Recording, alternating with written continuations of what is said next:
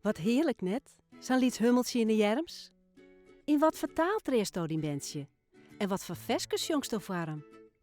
Vaak gaat het kiezen van een taal vanzelfs. Als Jim Fries met wil praten, zullen je me dat ek maar een band waan. Troch het Nederlandstalige oonbod van Boeten groeit je een bandje dan als vanzelfs twa of zelfs meertalig op.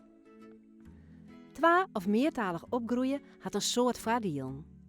Ben die met meer dan één taal opgroeien, kunnen bijgelijks eerder abstract denken.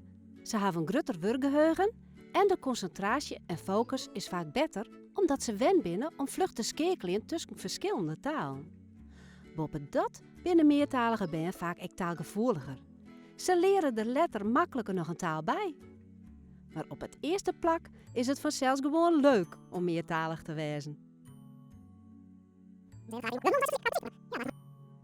Het kan vanzelfs ook wezen dat maar één van je beiden Friestalig is en je hem onder elkaar vooral Nederlands praten. Dan zullen je me waarschijnlijk ook automatisch beide Nederlands met je bandje praten. Maar als er even bij stilstjest, is het eens een prachtige kans om beide je eigen memmetaal terug te gaan. Zo zal ik je bandje aans meertalig opgroeien, maar alle voordelen die het op mij brengt. Meertalig opgroeien gaat zuiver automatisch. Jonge ben pikken de talen in haar omjouwing als vanzelfs en vlug op.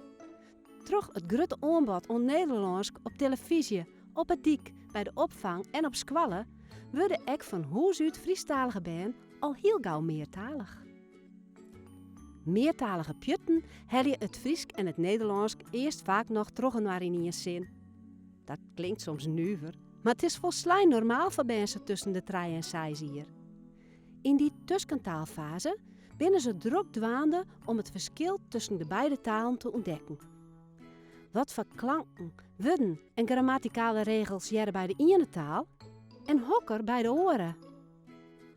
Om de meertalige ontwikkeling goed verinnen te letten, is het belangrijk om ben van de bette oor zo volle mogelijk met taal in aanraking te brengen. Maar hoe doe je dat? Broek zo volle mogelijk taal. Praten, jongen, aanwijzen, voorlezen. De taalonderdompeling is nooit te volle en kist er net betiid genoeg mee beginnen.